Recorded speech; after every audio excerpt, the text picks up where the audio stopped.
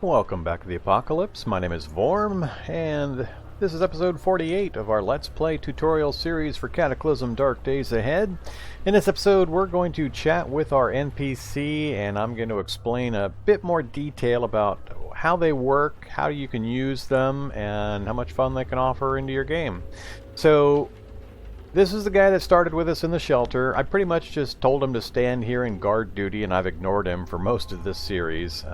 So now that we're a little more prepared, I think it's past time to go ahead and get him involved in the process.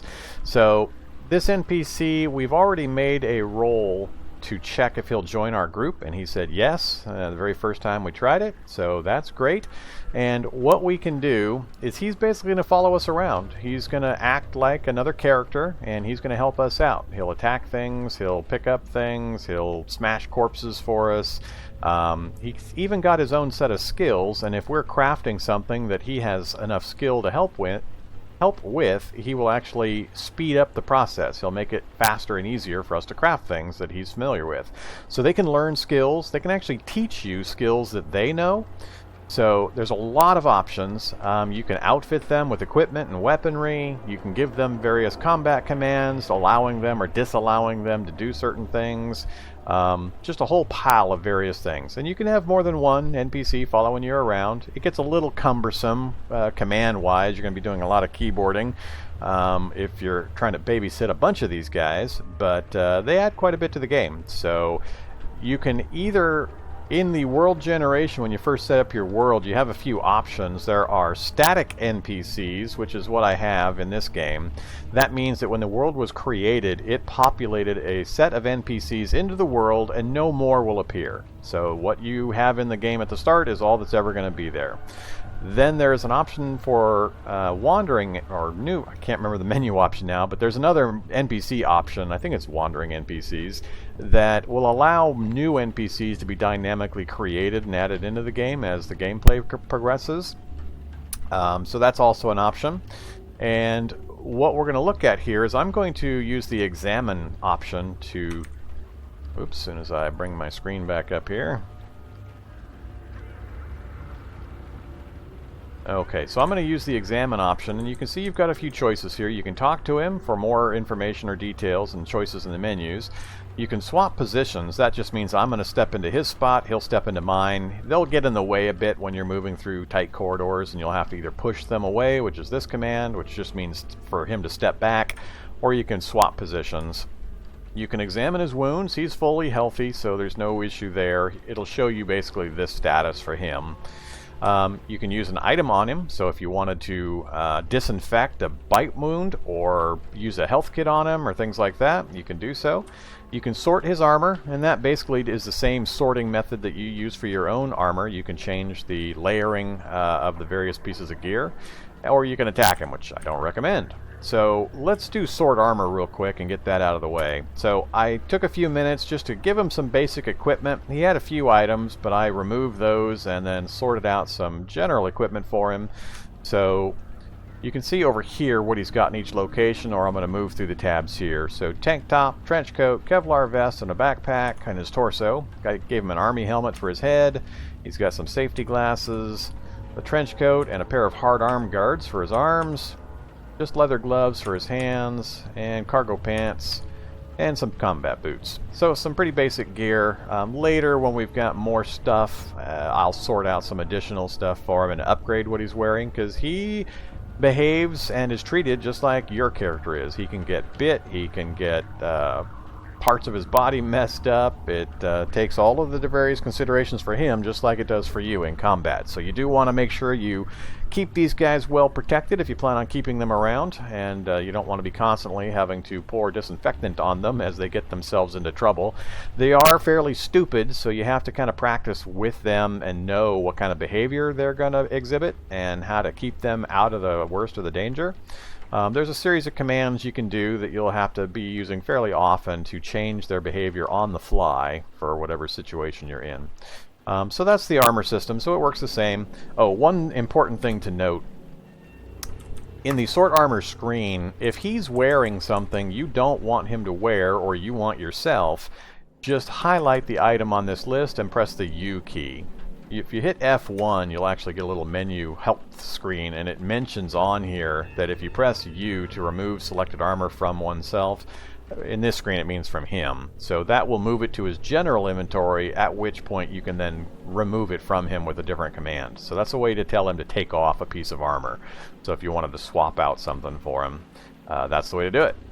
Alright, so let's close out of that screen. So let's go back to this. So that pretty much covers this section. So let's get into the more detailed section. If you go to talk, first thing he's going to ask about is if you've done his quest yet, and I'm going to say no, not yet. Alright, so here's where the main interface is for NPCs. So on the screen here we've got a number of options, and you're just going to press the letter that corresponds to whatever you want to do. And I'm just going to run through the list real quick, and then I'll explain a few of them in a little more detail. So A is combat commands. That's where you can tell him what types of weaponry to use, whether he's allowed to use explosives or not, and I'll show you that in some more detail here in a moment. You can ask if I can do anything for you. That's if you want to do a quest for him. We're already working on one, so we can't really do much there yet. We can try to persuade him to teach us something. So if he has skills higher than you have, you can ask him to teach you something. And we're going to try that right now. So let's hit C. Alright, he said, here's what I can teach you. And he's showing you what he's got. So of this list, the only one I care too much about, I don't care. He could get my bashing skill up one. He can raise my marksmanship, that's pretty important. And rifles he can raise. So the rest, not too worried about. So let's do rifles, because we've got our battle rifle, and we're using it quite a bit. So I would love to get a jump start on my battle rifle skill. So I'm going to press L to pick that line. And he says, let's begin. Sounds good. And it will take some time. Well, actually, it won't take some time. Finish training rifles level 2. So apparently he gives us a nice little rifle training pep talk, and we have now raised our rifle training to level 2.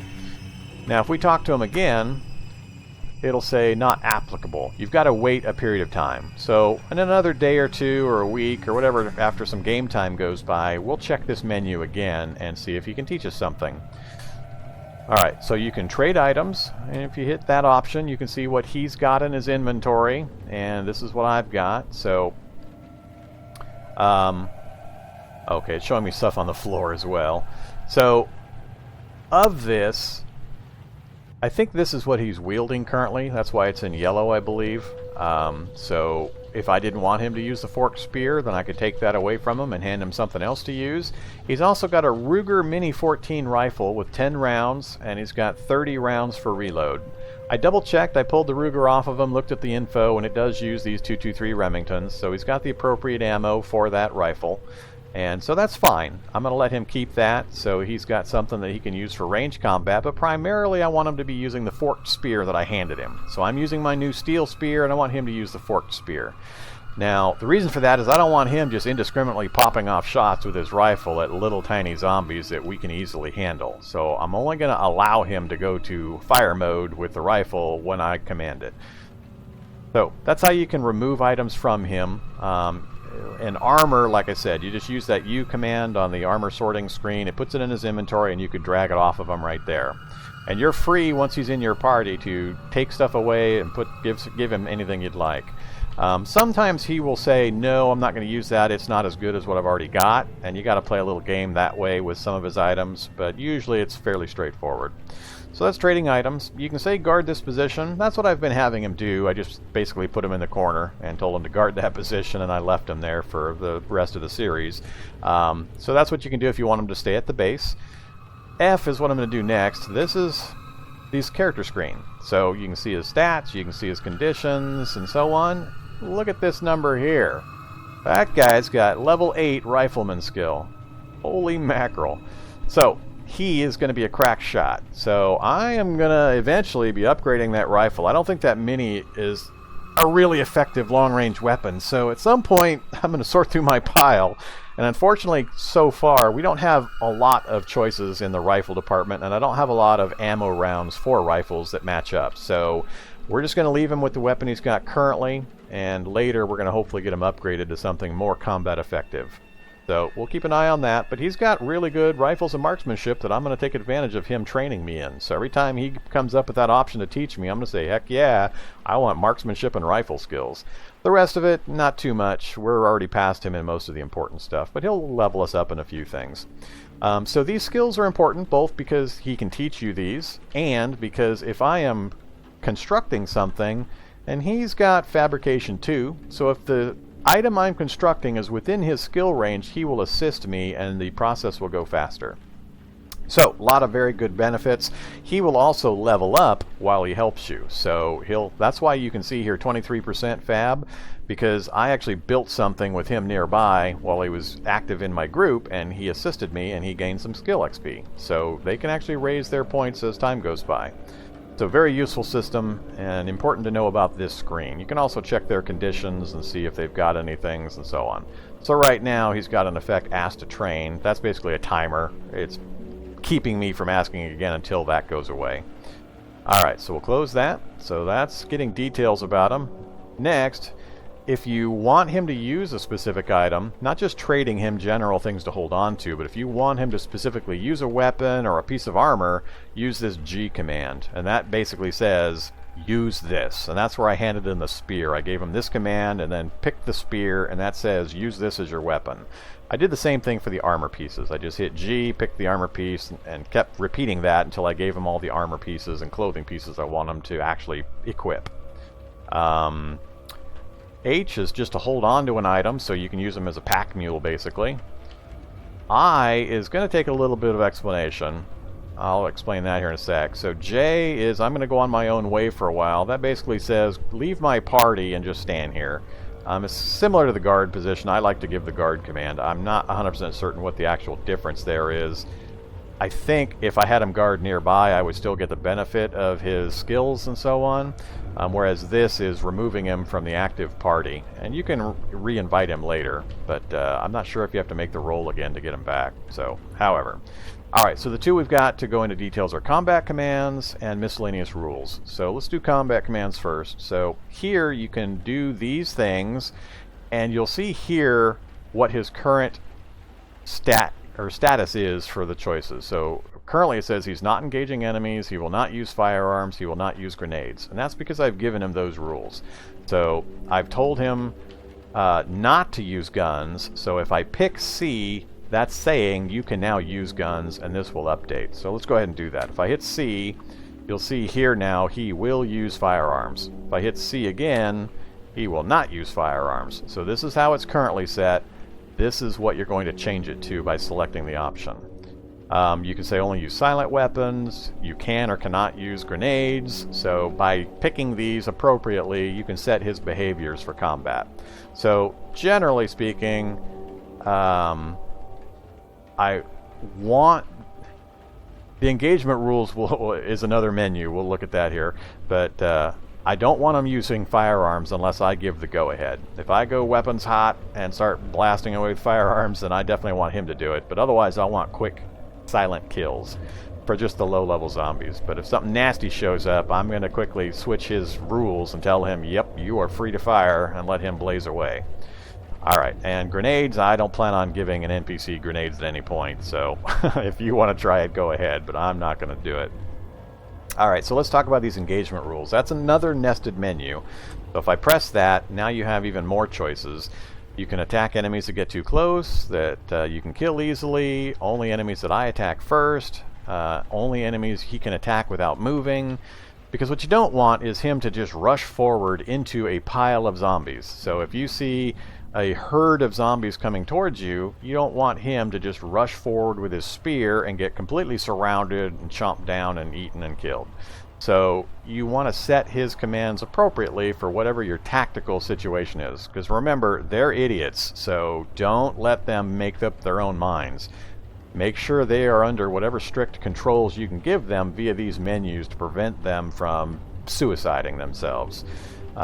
So it takes a little bit of management, and you'll have to be jumping into these menus and swapping their commands around fairly often when you get into the thick of it.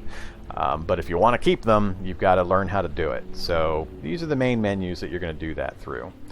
Alright, so we should be okay for the moment.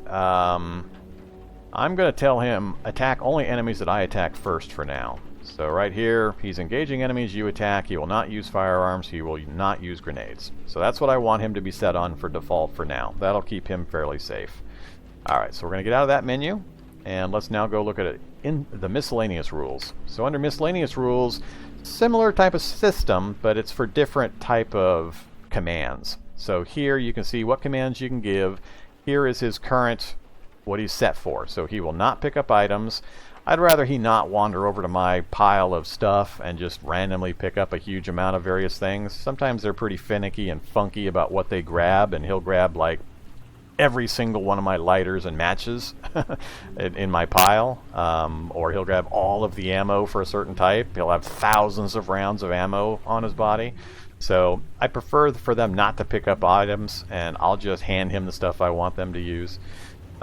He will bash down obstacles when necessary. He will sleep when tired. He will only complain in an emergency. He will smash nearby corpses. He will close doors behind. And he'll do these things intelligently. I don't believe they smash acid zombies and such. He'll hold off on doing something silly like that. And he'll close doors behind him. So if you go through a door, as he's following you, he'll close it once he gets to it. Or actually, I think he might have to open it before he'll close it. I can't remember the rules on that, but you'll see as you play. So, a number of things you can change here in how they're going to behave in relation to the environment. Not so much combat stuff, but the other general stuff. So, we're going to get out of there. And we're going to say, let's go. Alright, so a couple other things I want you to be aware of. I've mentioned how they can help you train. You can learn things from them. They fight for you. You can use them as pack mules. So those are the obvious things. Now, in actual function, what's going to happen is as long as I am within a certain range of him, he's just going to stand there. He's not going to do anything. But as soon as I move away a certain distance, he's going to start following me like that. So he'll always stay slightly behind. If I just pass time here, he's just going to stand right there.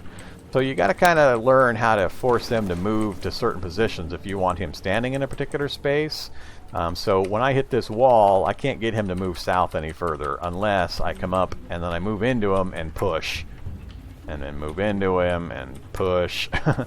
Things like that. Or I can say move into him, swap positions. So you can get them standing exactly where you want them with a few commands like that. And then the other important thing is stairs. So right now he's a few spaces away from me and I'm standing on stairs, and notice how he comes right to me. So when I'm out here, he won't move to come towards me. But if I step on a stair space, he knows that I'm likely to be changing levels, and he's going to step closer to me. He will only change levels if he is directly next to you when you go up or down stairs. So if I push him, whoops. Alright, if I push him, push him, push him, if I step on the stairs, see how he's several spaces away? When I go down, he's not with me. So he's not going to show up. He's now on another level. He doesn't know to come down those stairs.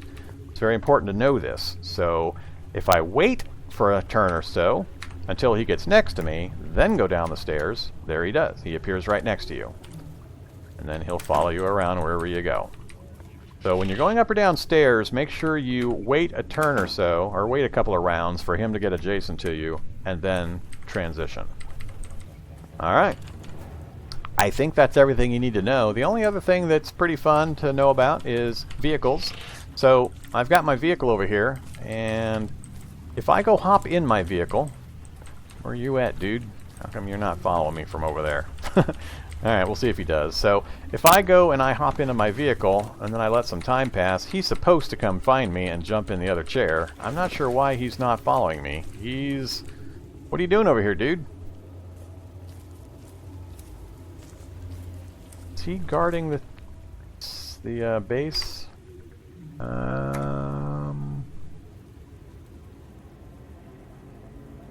Well, this is on watch. I need you to come with me. Let's go. I'm going outside. Where are you at, dude? He seems to be stuck. He's just moving. I can see his portrait moving back and forth down there. What's up with that? That's kind of odd behavior. I'm not sure what's going on there. Try going out this way. You gonna follow me? Alright, now he's coming out. He's hung up. I'm not sure what the AI pathing problem is, but he's getting hung up over there for some reason. So, alright, now let's go up here. That was kind of odd. Keep an eye out for that kind of thing. You'll run into it on occasion. So if I hop into my car, notice what he does. He immediately jumped into the passenger seat.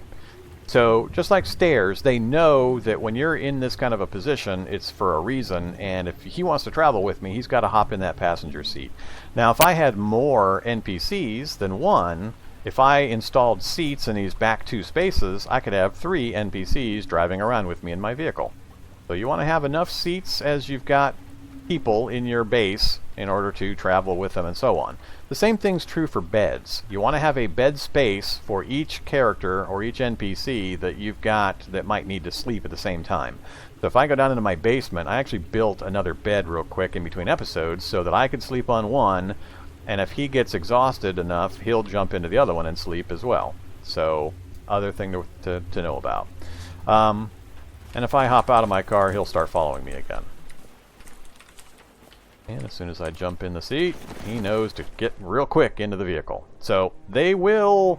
It's kind of fun when you're driving around in your vehicle. If you skirt right next to a zombie, he'll stick his fork out the window and try to smash the zombie with his reach attack. So they do some pretty funny and entertaining things sometimes. So I think that is everything I wanted to cover. So that is how NPCs work. We're actually going to take him along on our next scouting run to the bandit camp. So as I mentioned last episode, the plan, now that we've covered the behavior of this NPC, is we're going to take him with us. We do have a mission for him, so if we look at our missions, he wants us to find patient records, which we haven't managed yet. I haven't seen a hospital yet, and the doctor's offices we have found have not had any patient records. And the Kill Bandits quest is the one we're doing for the refugee center up north. So we're going to take him along with us to try to kill those bandits. So what we're going to do now... I'm a little worried about the bandits, by the way, because I don't have enough hard armor on my body, so I'm concerned if those bandits are packing some rifles or submachine guns that we're going to run into a problem. But we're going to give it a try and see what happens. Hopefully they open up at enough range, if that's what they've got, that I won't get killed instantly and I'll be able to retreat, possibly, if that shows up as a possibility. Alright, so what we're going to do now... We know where we're going. I think I've got everything ready to go inventory-wise. We've got our spear and our sticks, and we've got our shotgun and battle rifle. Everything's fully reloaded. We've got our 2 9mm pistols in our holsters. Armor's in okay shape. Our turnout trousers are a little rough, but I don't think I can fix those. Let's take a look. Where's my tailor kit? Grab the tailor's kit real quick. Activate it, repair, and we'll see what it gives us. No, actually it will, so we're going to go ahead and repair that. It's pretty important. Oh yeah, I need Nomex patches to repair that. I would have to tear up some other pieces of turnout gear. No, I'm not tearing up a fitted turnout coat. Heck no. I don't have much in the way of clean turnout gear. I'd have to clean some. Nah, we're not going to worry about it for this run, so I'll do that in between episodes sometime. It's just a matter of using our soap and washboard to clean some of the filthy versions we have and then tear them apart for the Nomex. So you guys know how to do that. I'm not going to make you watch me do it. Alright, so inventory-wise, again, we've got our weapons all set. We've got our gear for that side. We've got our earplugs for the rifle, which we got the silencer on, so it's not as critical now. I'm not going to take the tailoring kit or the soldering iron, so we'll drop those here. We've got some food. We've got our medical supplies. Now, I've got to consider what I carry medical supply-wise because I've got the NPC with me, so he will also need to have disinfectant and first aid kits if he gets in bad condition. So, might grab one more thing of disinfectant. So, whoops. So, I like that it asked me if I wanted to step into the fire. I was looking at this NPC thinking that was me real quick. I didn't realize, because I'm not used to him being around, that I was looking at the wrong place, so I tried to move up into my fire. Alright, so we're going to drop to the tool pile the tailor's kit and the soldering iron, get those out of the inventory. And let's go to our medical pile, and I'm going to grab at least one more thing of disinfectant to carry with us. So we got antiseptic. I'm just kind of looking through the pile for anything else I might want to take. Most of the rest of the stuff can be really important for situations, but we can get back to our base fairly quickly to take advantage of them if we need to. Alright, so we got a lot of bottles of disinfectant. So we'll grab one more bottle of disinfectant. That should be enough. He's going out the window. Oh, that's me. God dang it. I keep thinking I'm the wrong character here. Close the window. Alright. So if I close the door behind me... now he went out the window. Hey, you. I don't know why he doesn't like the maybe it's the fire that's freaking him out. And I can't close the window from outside. Alright, whatever. I think we're all set. So in the car, in the back container, we've got some extra water, toolbox, the scissor jack, and the basic tools that we set there for permanent use. And in the near one, we've got reloads for our weaponry. I put the EMP grenades in there in case we run into some kind of nasty robotic type critter. We got Cartsy in there, our gas mask. So I think we're all set. We got all of our basic supplies, so let's go ahead and get in the car. And we're going to get a little bit of road travel done before we call the episode. So we're on our way. So as I mentioned, I think the plan is I'm going to head north, and we're going to kind of uncover this area up here. So let me move the map up. I think what I'll do is I'm going to head north. I don't want to run into all those ants again, so I'm going to angle off this way. So we'll see some ants, but we won't get the huge crowds. I'm going to basically come around this way. I'm going to whip north around Derby so we get the whole place explored out. And then I'll come south towards Winslow, and we'll probably bend out a little bit this way, just so we can get more and more of the map uncovered. I'm debating coming all the way over to this intersection and then south so we can get all of this. Coventry's looking like a pretty big town. So we'll kind of see as we travel if we run into roadblocks and so on. What's the time frame? Yeah, we got a couple of hours of daylight left, so we'll kind of see as we go. So one thing I do want to do, let's check our vehicle. We've got 76% gas, so we got plenty. Battery's in good condition, so let's go ahead and get moving. So shift 6, engine starts up. We'll zoom out here, and off we go. We're just going to head pretty much straight north, and let's kick the speed up to 50. Hey! Forgot to kick speed up. I don't have as much control. It's going to move as farther than I'm normally used to. I missed that bush. Hello, moose. Stay away from me. Don't smash my car. They're vicious. They'll come right at you, and they will rip through a car to tear you out of your vehicle. I had a moose once come through the windshield and literally rip me out of a moving vehicle. So it was kind of funny / I died, but I had a good laugh at just exactly what happened. Alright, so this is the edge of that town. I got another moose over there. A couple screamer zombies, but I'm not concerned about them. I'm going to start angling off now. We'll see how much our binoculars help. I want to make sure I get Derby uncovered, so I think I'll just angle out this way and we'll kind of loop around like this. I am still wearing my binoculars. Yes, I am. Alright, so we'll angle out this way.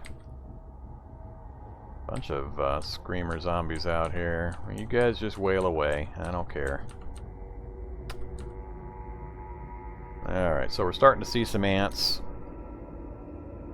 I think we'll angle up this way now.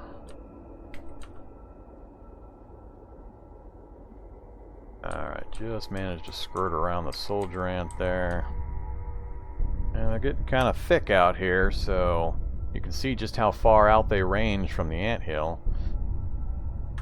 Alright, I do want to keep going a little north. I don't want to smash into any of these ants.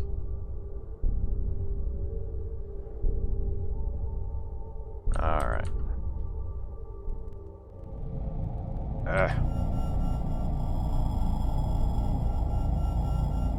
Okay, now they're getting pretty thick. This is little more than I was anticipating for ant density. So we're getting a good look up here. Looks like another one of those small four-way intersection towns with just a few buildings. So a house, ooh, a doctor's office. That we're going to stop for because we're trying to get the patient records, and any medical supplies is always important.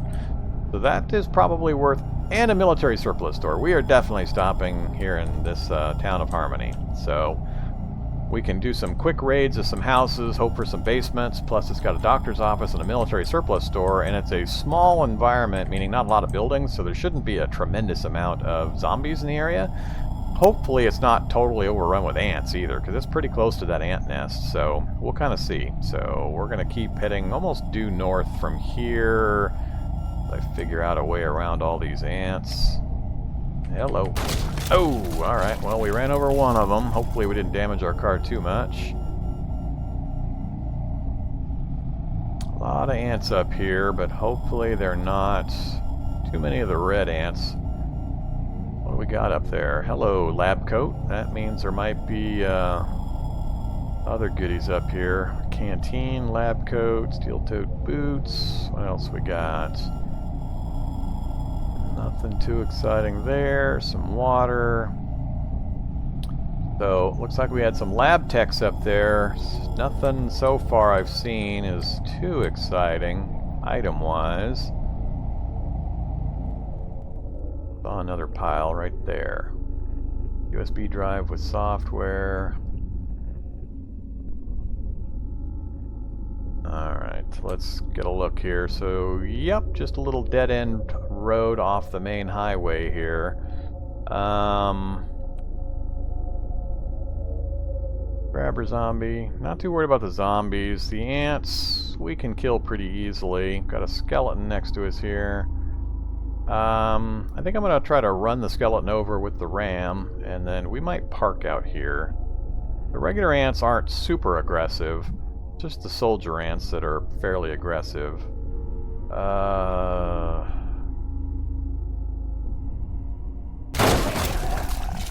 skeleton's dead. Let's go ahead and bring our speed to a stop. Okay. Stop driving. Alright. Zoom in a bit. Oops. Antlered horror? Uh-oh. Safe mode off.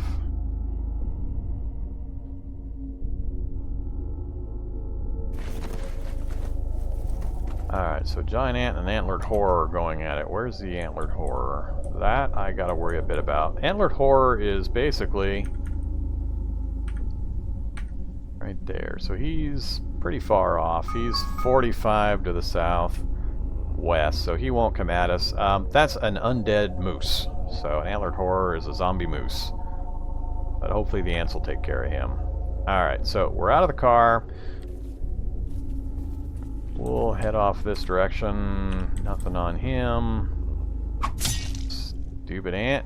One shot, one kill. Or one shot kill. I like that. Of course, he might have been damaged. I am not going to be butchering and smoking these things right now, so we can easily come back in the future if we need to do any of that. So let's head up this way. I just want to double check that section there. No.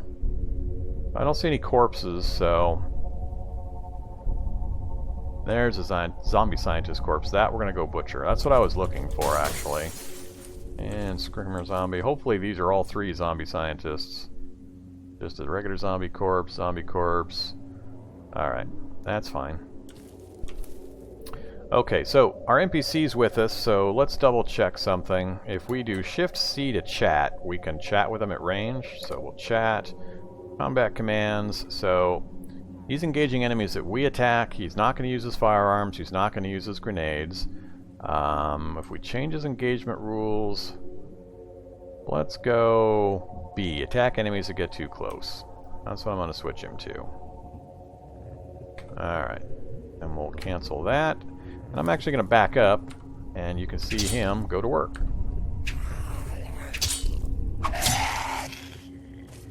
And now he's going to kill some ants.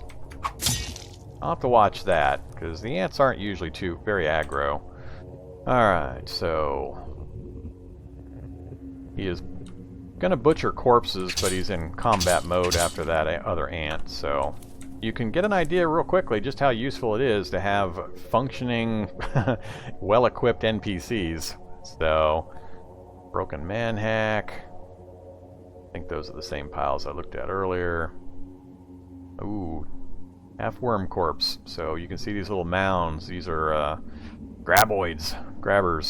So these are worms that dig under the ground and then pop up and try to kill you. Alright, so bruised zombie scientist corpse is what I'm interested in. Oops, we got some Migos, a pair of them coming. That's not good. I'm feeling a little better about our situation, but I might let's see what this guy can do with his rifle if I give him the command. I'm curious. So, let's talk to him. Combat commands. Change engagement rules.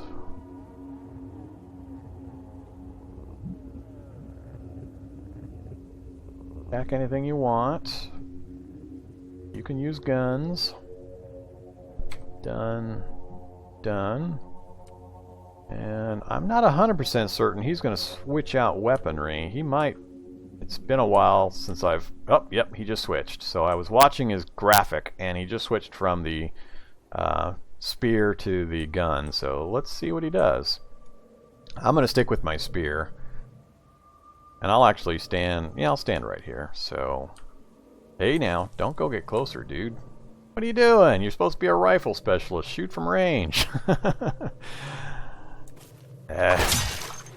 Well, he is firing, but I'm not happy that he actually closed range before he started firing. With rifles 8 and marksmanship 4, he should be shooting from a ways away. So I'll have to look at his rules and see if I can adjust things so that he'll actually shoot from a ways away. Alright, so status, lightly injured, severely injured. So, did he just flat out point blank kill that other one? And this is still the heavily injured one? Alright, well, between the two of us, we got them taken care of, so... Migos aren't too scary once you've got good equipment and you've got an NPC with a rifle. Alright, so we're going to talk with him again. Combat commands, don't use guns, change engagement, attack enemies that get too close. Alright, so once you get familiar with the commands, you can move through those menus fairly quickly, and you'll get used to it. Okay. He's still got his rifle in his hands, so I'm a little concerned there, but we'll roll with it for the moment. I should probably not butcher this until we've cleared the area, but I'm going to give it a try. Yeah, giant ant approaching. So he did switch out to his spear, so that's good to see. He can take care of himself over there. Oops, what did I just kill? Oh, I had a half worm sneaking up on me. It was under the corpses there. I didn't even know it was there. You can see how much that steel spear has increased our damage. It's a little hard to gauge sometimes because now I'm one-shotting ants. So, whereas before it took 2 and 3 swings. Alright, back to here. Zombie scientist. Heck nabbit. Oh, the ants are coming to the noise, the gunfire. So I'm probably going to have to come back because how many are showing? How many are going to show up here? They're going to make a big mess. Yeah, they're just pouring in. I think we can deal with it though. Between the two of us, I think we'll be okay. Or not. Ouch. Holy crap.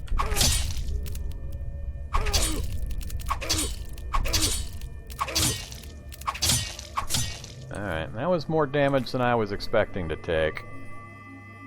We weathered it. I hope I didn't lose any armor pieces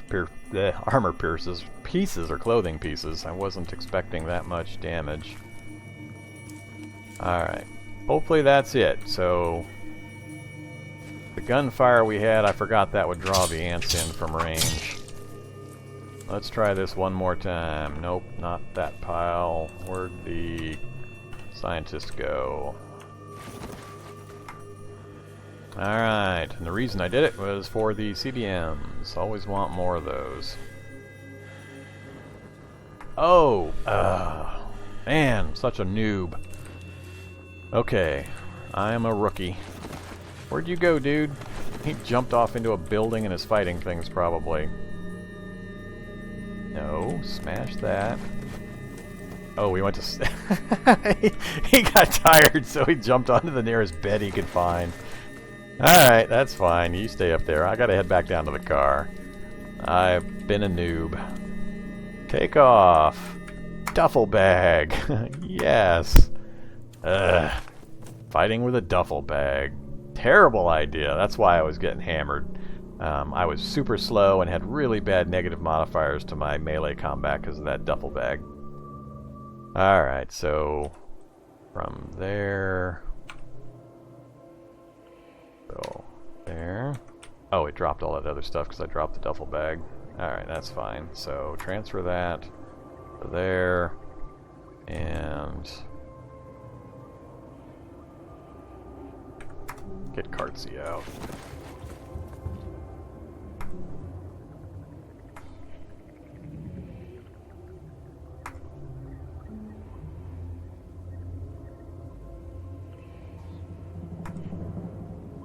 Alright, so grab Cartsy.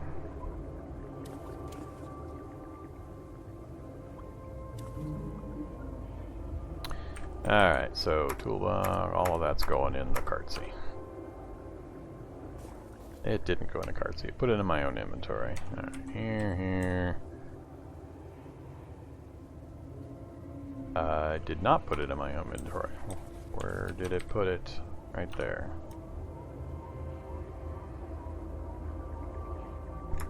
Alright, now it's in the Cartsy. Okay, we'll head back up this way. Ignore the ants. Alright, anything up here I need to look at?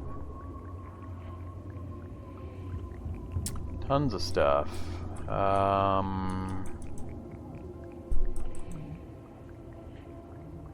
The nice thing about piles of bodies like this is the items are all clean, they're not filthy, so if you do happen to find something that's useful, you can use it without having to get it cleaned up.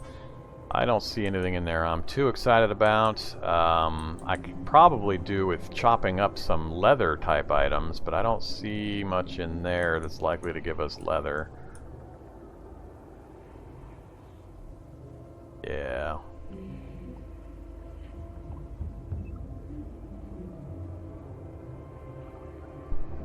Yeah, okay, I don't see anything in there I'm too worried about. I think that was the only zombie scientist corpse as well. Yeah, Pulp Shrieker. Yep, alright, so let's roll around to the front of the building. Go away, stupid ant. Now that I'm not using my... or wearing my duffel bag, I can just smash the crap out of all of these things. Alright, nothing... Fat zombie corpse needs some pulping. Right there above me. Alright, giant ant triggers a landmine. Oh, I can see the landmine area on the map up north. It's probably hard to see in the video, but you can see the road has got all sorts of pockmarked crater type looking stuff. There's going to be a landmine up there, so we'll have to be careful of that. Alright, smash that. Stupid soldier ants.